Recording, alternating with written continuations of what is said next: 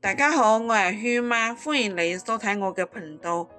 而家好多人買餸都係好鍾意去超市，好少再去喧鬧雜亂嘅傳統菜市場。超市內部環境乾淨整齊，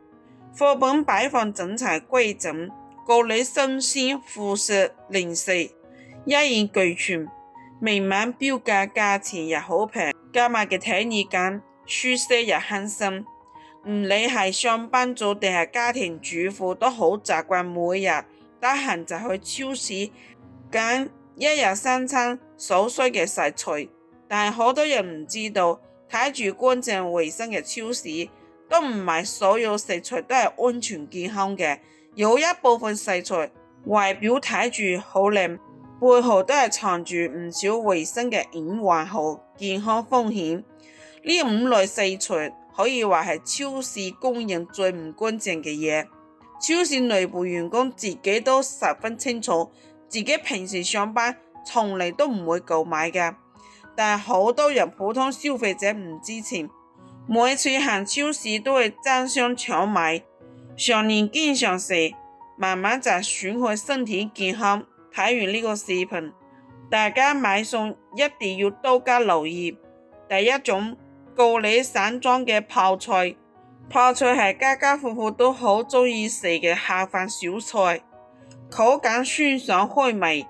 唔理係搭配白米飯定係饅頭定係飲粥食麵，放上一啲泡菜都會瞬間提升食慾。超市熟食區成長年都會擺放各樣各色嘅散裝泡菜，種類好豐富齊全，口味多種多樣，鹹香微辣，酸辣爽口，香甜微辣，應有盡有，五顏六色，睇住係十分有食慾，價錢又平，分量又充足，每次路過都會吸引大批顧客喺度揀。大家真係覺得散裝泡菜又好食又平，但係好少人了解背後嘅製作同存放問題。市面上超市賣嘅散裝泡菜基本上都唔係超市自己現場製作嘅，大部分都係從外地小作坊批量進貨到嚟嘅。商家為咗延長泡菜存放時間，降低食材嘅損耗，會喺醃製嘅過程中添加大量嘅鹽，鹽分嚴重超標，長期高鹽飲食會加重身體嘅腎臟負擔，仲容易引發血壓升高，對於中老年人身體健康危害好大。第二，提前切好嘅盒裝果切。隨住生活節奏越嚟越快，好多人平時工作好忙，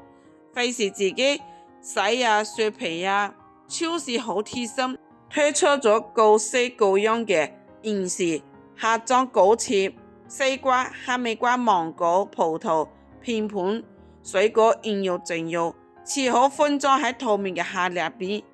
乾淨好睇，攞起嚟真係可以直接食，方便又快捷，深受後生人同細路仔嘅喜愛，幾乎人人行超市都會買上一盒。但係只要喺超市上過班嘅內部人員先清楚，超市嘅果切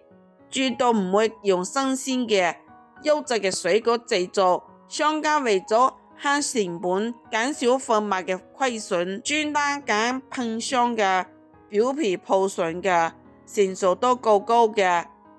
快要腐爛變質嘅殘次水果，把輕微壞掉嘅部分切咗佢，剩低果肉全部切成果切售賣，以此處理賣出去嘅次品水果。從健康角度嚟講，提前切好嘅水果本身就係存在好大嘅安全隱患。水果本身就係糖分、水分含量好高嘅，果肉切開之後呢，果肉保護層被破壞咗，會直接接觸空氣，喺短短嘅幾個小時之內，空氣中嘅細菌啊、微菌啊，都係大量附住果肉表面，而且快速嘅瘋狂繁殖，繁殖時間越耐，細菌嘅數量成倍嘅增長，短短幾個小時就係有害菌群，即係可以翻上幾十倍。腸胃功能偏弱嘅老人、細路仔以及體質虛弱嘅人，食咗黑種枸杞好容易出現腹脹、腹痛、腹瀉、嘔吐等腸胃唔啱嘅症狀，嚴重嘅仲會引起急性腸胃炎。如果枸杞原材料本身就係苦爛嘅水果，味會係更加翻倍。第三種，超市熟食區嘅涼拌菜一直都係熱銷品類，分數種類十分豐富，涼拌腐竹、涼拌豆腐絲、涼拌海帶絲、涼拌藕片、涼拌木耳、涼拌魷魚等等，經過秘製調料涼拌之後呢，鮮香又好，口感絕佳，分數搭配，價錢親民。夏天天氣好熱，大家唔中意煮飯，涼拌餸就係成咗餐桌上嘅首選。每日買嘅時候，顧客都係絡繹不絕。熟悉飲食安全知識或者喺超市工作嘅人都明白，開放式擺放嘅涼拌餸係成個超市食品安全風險最高嘅食材，所以真心唔建議大家隨意購買。第四，超市機器研究嘅路線，包子啊或者包餃子啊，做鱸魚啊都係離唔開流行嘅。好多人家庭人手工多，好麻煩，而係家中又冇有搞肉設備嘅時候，行超市呢會直接買嗰啲現成搞好嘅流行，或者揀一塊肉俾工作人員現場用機器打，慳時又慳力。但係呢，超市內部員工佢哋唔會買嘅，即係背後嘅原因好現實。超市為咗控制成本，絕對唔會揀用新鮮完整嘅優質新鮮肉。市面上所買嘅成品流行，原材料都係基本喺屠宰場油攤剩低嘅邊角碎肉，碎渣渣，仲要存放時間好耐，所以呢都係自己搞肉乾淨衛生，食起嚟先更加安心放心。第五種，冇標識散裝嘅冷凍食品，超市冷凍專區種類好多，好受大人細路仔嘅喜愛，尤其係各種各樣散裝冷凍食材，魚丸、肉丸、速凍餃子、速凍雲吞、高麗凍嘅小食，滿滿一大筐，隨意揀，價錢又平，分量又充足，味道又鮮，性價比睇去好高。每次選購冷凍食材，大家都係會揀嗰啲散裝嘅產品，但係散裝嘅產品佢冇有生產日期、保質期、配料表，生產嘅廠家冇有任何相關嘅信息，屬於三無產品。我哋冇法識得佢係咪過期啊，唔清楚佢嘅原材料，所以風險好高。建議都係買嗰啲大包裝嘅，仲要配料表嘅、生產日期嘅。日常生活中買餸採購，大家千祈唔好貪平啊！即係睇細菜嘅外表好壞，忽略咗背後嘅隱藏衛生安全問題。以上呢五種超市常見嘅食材，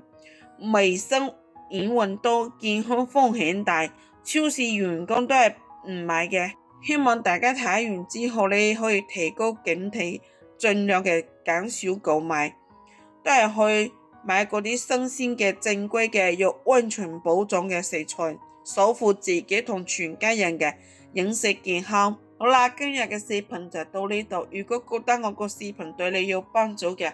歡迎你嘅關注、點讚、收藏、轉發，亦都好多謝你嘅耐心睇。我哋下一個視頻見。